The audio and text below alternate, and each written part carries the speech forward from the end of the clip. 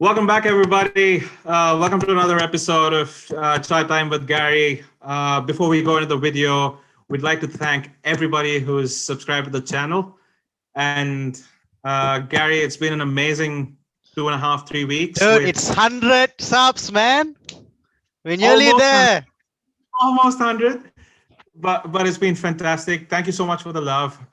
We really appreciate all of you taking time off to subscribe to our videos, and hopefully you're liking the content we're putting out.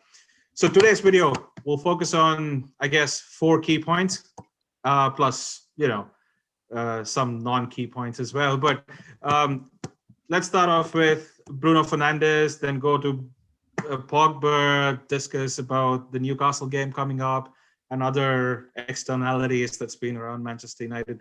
So Gary, thank you for joining me. I know it's a late Friday night for us. Oh, So go. man, it's never late on a Friday night. That's true. I've got my That's true. special brew. Your special brew. I got mine as well. So Ah, let's start off with Bruno Fernandes and his reactions to conjecture about Solskjaer and how he might have lost his belief or the other way around. Uh, what do you think about the whole situation? Do you think it was blown out of proportions? Do you think it was media creating a shitstorm against Manchester United? What do you look, think? look, I think the whole Bruno situation, him going on and his teammates, I think fully justified. Look, end of the day, if I was in this situation, I'd probably lose my shit as well. Getting beaten 6-1 at home to Tottenham and to Jose Mourinho, More importantly, yeah. So I think emotions was running wild, and I honestly I would have loved to be in the dressing room at halftime when yeah. things were a bit heated up. But I think more importantly, what which is more surprising is that apparently there's a fallout between him and Solskjaer, which I found very Yeah. very surprising because just yesterday Solskjaer and both Bruno came out and said that there's no fallout, which then begs the question, who's actually putting out all these rumors and news around the unrest around the club, players and all that. um I don't know, I've got a feeling it's coming from above. I think Ed Woodward's, he's turning his he's starting to spin his story. He's trying to build this unrest. He's trying to build this story where all the players are unhappy with Solskjaer. And I think he's already starting to make moves with Pochettino. Like, I think it's the wheels are in motion. It's only a matter of time now. Few defeats here and there, and I think Solskjaer's is probably gone. But I never thought of it that way, and I think it's complete parallel thinking that you've just done here. I never could have ever envisaged this would have been a Edward Word PR story to create a negative atmosphere to let somebody else come in. But who knows, right? Who knows? It could happen. But Look, I think the reason why I think it is because Ed Woodward can't just get rid of Solskjaer straight away, because Solskjaer's a club legend and he's done so much for the club. The fans love him. At least some of the fans love him. So he's got a status in the club. So for you to actually, get him out of the club, you've got to break down his, I guess, reputation. Once I he's think got the fans against his side, then it's a bit, Mhm. a bit of an easier switch to bring Pochettino in. So I think that's what Ed Woodward's doing. I think Pochettino move would deserve a whole different debate and a whole different episode. Man. Um, I think what I liked about that story. I liked about the story um, the fact that somebody stood up to a meager performance. Yeah. Somebody said, "You know what? This is not good enough. We got to do something else." And we haven't had that kind of personality in the dressing room for a very long time. I think the closest person who would have probably done that was Latan because he commanded that aura around him. Mm. But I think the way it is today, people are okay even if they're losing to anybody, right? People Yeah. are okay. I think Bruno coming up, creating this little bit of a ruffle. Mm. I think it's good for the team. At least people know that they're underperforming. from their colleagues in a team, Dude, right? So we've been it's screaming for a player like fantastic. Bruno for the longest time, right? You know, Right. gone through this extended period since maybe even after Roy Keane left, where we've had Yeah. no actual captain or person who's like ready to go on and his teammates for subpar performances. And I think Bruno Oh, has really kind of brought the winning mentality back to the players, or he's kind of starting to build that winning mentality around players. And I think this is the absolutely. way forward for our club if you really want to, take the club to the next level. Absolutely, dude. You know what? Do you think Rio Ferdinand, when he was the captain of United, or Uh, Vidic, when he was the captain of United, wouldn't have pulled players and say, pull your head in? uh, 100% they would have done it. But they would have done it in amongst a manager who was probably as big as the club in Ferguson, right? So it was okay in that era. Why isn't yeah, it not okay now? Because there's a PR story that's coming out at the end of it, right? It's it's absolute bollocks, if I can say that. yeah, But it's good. I liked it. I liked it. I liked his attitude. If he really went out on certain players who were underperforming, good for him. Good for the team. And yeah, I love conflict, right? It's good because at the end of it, something will be managed, right? yeah, for sure. It's I all think, continuous improvement. So that's good. yeah, Yeah. So now Bruno is done. Coming back to Pogba and his ever everlasting love story, I guess, Real Madrid. Pog- What do you make of those rumors? Pogba goes, Pogba comes, Pogba goes, Pogba Ah, comes. It to reminds me Real of the Jadon. Madrid, it's like It's Jadon like Jadon Sancho. It's Jadon Sancho to Sancho. Man United, Jadon Sancho not to Man United. Exactly. It's Pogba to It's Real deja vu Madrid. again. Pogba. In a lot of sense. If you're a Real fan, look, it's you can appreciate where he's coming from. Like he's given the bulk of his best years for United. I think he's been here for a number of years now. He came in here, he was promised a bunch of things like the club was going to go places. We were going to sign Yeah. players to kind of support him. He was going to be the focal point for the club going forward. In his defense, have we actually done anything to that extent? Have we actually done any of those things he was promised? So then you've No. got to ask the question, as Paul Pogba, why should you stay at Manchester United if the club, aspires to be here when you've got the option to go into Real and win Champions Leagues, win Premier, win the league titles, the cups, and all that. I mean, I think the best way to put it is that Pogba thrives under a club where there's less pressure on him to perform. He's not going to be like a Bruno Fernandes who's going to take the game to the opponents and things like that. He's a very skillful player, but his mentality is not to the same level as Bruno Fernandes, I don't think. And I think, Who? Hmm. sorry, go on. No, no, no. What I was about to say is, we've all seen the footage where he's motivating the French team during halftime, right? Saying this as, I mean, I can't obviously understand French, but from my take of it, he's leading a pack of players, Mm. relatively young, in the World Cup scenario, right? I think he likes playing for a blue shirt in France, or French blue shirt, rather than he is playing for a red shirt at United, right? I don't think any of his leadership qualities show up in the United shirt. Maybe one game in terms of when we came back to win at City a while ago, when we came back from 2-0 down to win 3-2. That's the only time in the second half where he just said, you know what, I'm Paul Pogba, I'm going to do this. But apart from that, Bro, I can't, for the amount of money we paid for him, it's bro, just look at the France team, man. You've got Griezmann, you got Mbappe, you've got Kamavinga, you've got all these players around you to really take the pressure off your shoulders. Like you can have one right. bad game, but if the rest of the team's performing, that's fine. Whereas at Yeah. United, he's got the likes of McTominay, Fred. I mean, like, what We're do you hiring expect him to under do? him. Like, and just to round that up as well, like a player has probably got a finite number of years, right, to perform at the highest level. He's probably got 10 That's true. levels at best, not including like what he 10 has left. years. 10 years, 10 years at most, right? So he's got to make the best decision for his career going forward. Because Yeah. end of the day, like Paul Pogba is Paul Pogba. Pogba is not Manchester United, right? He's got to look after Yes. himself. And I think end of the day, the best thing for everyone is for him to Yeah. go to Real Madrid or to Barca and really, thrive under the new team structure there.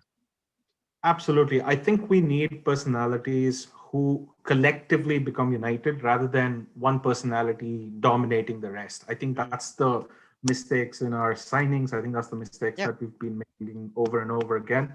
But I wish he leaves.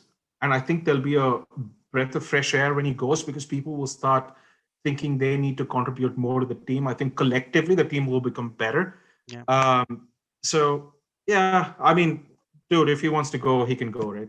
I mm, mean, I don't care anymore. yeah. I just want the best for the team, and I don't think he's it. Now we've addressed those two. Let's address some minute snippets that have been going around the news and stuff like that. Starting off with Maguire and his red card.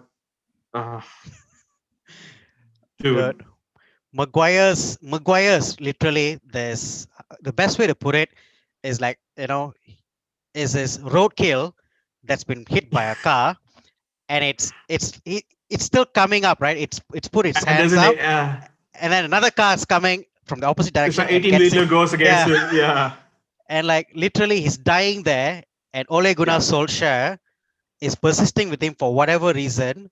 You know, I look, I've got no idea, man. I think he's got to be dropped. I think he's got to go into the reserves maybe, and maybe get, you know a few games in the reserves to build his confidence up before he Yeah, can be admitted back into the first team. Because this stage where Harry Maguire is not doing himself any favors. It's not doing the team any favors. So I think it's in his best interest to maybe put his hands up to Ole Gunnar Solskjaer and say, look, I want to be dropped. I don't think I'm fit to play. If you want to, I can play in the reserves, but I don't think I should be playing first team football. absolutely. I think he needs a break away from football in general, in my opinion. I think we just need to give him like a couple of weeks to just get his head in the right place, and then he can focus on the footballing stuff. Yeah. I think at some level, Harry Maguire is a good defender, but where that level is, At some we level, don't. what level is that? I don't know. I don't know, right? Which is Yeah. which is what is the most frustrating part about Maguire. Where is that level, right? Yeah. I don't know. Nobody seems to know, but I think he just deserves some time outside of football. I think that's what needs to happen. Yeah. I think he was rushed too many times, and I think he's been overplayed. Anyway, so Mike, give him a break. Give him a break. Let him chill out. Go to the beach, Go back. man. Yeah, go to the Chill beach, smell out. some Yeah. fresh. I Baywatch, think he he was could on be the the beach. next Let's not stop. put him back there in Greece. So anyway, he might be in quarantine in London. Maybe that's okay. So there's this interesting article that I kind of stumbled on with regards to Manchester United Mumbai team, right? And Oh, I'm and bro. I'm proud it makes such a noise to be heard by the PR squad at United. Now, two questions arise from this. What the hell is United PR team or marketing team care about a Mumbai fan association? Bro, And they say anything wrong? how they've stooped down to that level, right? They've got Ah, a PR team to basically yeah. tell this club that they should not write anything bad about Ed Woodward because it's going to hurt Ed Woodward's feelings. Ed Woodward's crying. Oh, I'm crying. I'm crying. I'm sad. You know, like what sort of mentality, what sort of message are you sending out to the rest of the world? You know, My it's neighbors are shameful, having a man. fight. I think Shameful. maybe United will come and fucking appease that as well. They'll probably have something to do with it. What are we focusing on? The minutiae my, about a Look, fan. you know what? These days, So they might nothing ban us surprises as me well. about So you. let's not talk. Nothing surprises me about United these days. I tell you, I've given up all hope. Moving on to the more important things, right? So all of these are, nothing surprises me about United anymore and their antiques that they kind of play behind a marketing screen. Moving on, the Newcastle game, I think that's the matter at hand. How do you think will shape up? Newcastle's doing better than us in the league at the moment anyway. Dude, we're So clearly underdogs. United are clear underdogs. Yeah, no at doubt this about point in that. time, I think Steve Bruce is sniffing blood. I think he'll come for us. What do you reckon? Yeah, look, I think it's going to be a tough game. I think it's going to be a cagey match. Yeah. I just, I'm going to be. It's going to be interesting to see what Solskjaer does with the lineup, whether he goes with Harry Maguire there, or whether he comes to his senses and actually drops Maguire. I think either way, it will send a strong message out to the rest of the team. So I'll be very keen to know whether Maguire plays or not. But I think at at the back, I think he's going to go with 5 defenders. I think. Oh God, I might as well not wake up at 6 o'clock in the morning to watch the game. No. Listen. We've got a new left back now. We've got Telles now. Oh Telles, yeah, yes, he's going to cross some balls in, and then with nobody there, yeah, with but nobody there. no. Yeah, I was going to say Lukaku's there, but he's not there anymore. But He'll probably cross the ball from here to Inter, and no, he's no, gonna no. head there. Solskjaer will come in and say, "Look, I've got it. I'm going to hit it in." Yeah, exactly. Maybe he'll fucking take off his bloody nice dress shoes and stuff. Yeah, but honestly, man, I think we play 5 at the back. I think it'll be Telles left wing back, right wing back will be Wan-Bissaka. Central defenders. Look, as much as I think Solskjaer is going to start Maguire, or has I don't think. Yeah, I don't think he's going to start. I think it'll be Lindelof, Baye, and maybe Luke Shaw, the 3 centre backs. Oh, Uh, God. midfield, we have. I think it's going to be Pogba. As much as I hate it, it's going to be. I think Matic. Matic is going to start there as well, and I think Bruno has to start. Yeah. And then I think he'll play with 2 up front with Greenwood and Rashford. So that's my Right. prediction of what he's going to do. What Yeah. about you? I think if there are two things, right? There's something that I want him to do, and there's something that he will do. So Yep. very quickly, I think he'll play a 4 at the back with obviously De Gea in goal, and 4 at the back with Telles on the left, with a combination of Lindelof and Bailly, I think, center, and Wan-Bissaka on the right. Wan-Bissaka is going to have a hard game with their left side midfielder, but we'll come back to that. And in the center, I wish he plays a diamond, which could include all the 4 midfielders that we think are the best in terms of Matic playing the holding role at the back, supporting the defense. I think Van der Beek and Pogba can play slightly advanced, and Bruno can play a false 10, right? And Mason Greenwood and Rashford can play up top. So that's how I would like him to set up. I think that'll give us the best chance to break what I believe will be a 5 at the back Newcastle squad. That's actually a really good. Yeah, look, I think the key thing here is you're probably right because well, you've got sensors. Ole, I'm not so sure about because I think what we need to be aware of is that Newcastle are going to be sitting back. So I think it's in our best interest to maybe play just more. to flood the midfield and make the balls, and get some creative players. You don't really need pace. Absolutely. You need technical players to kind of open up space.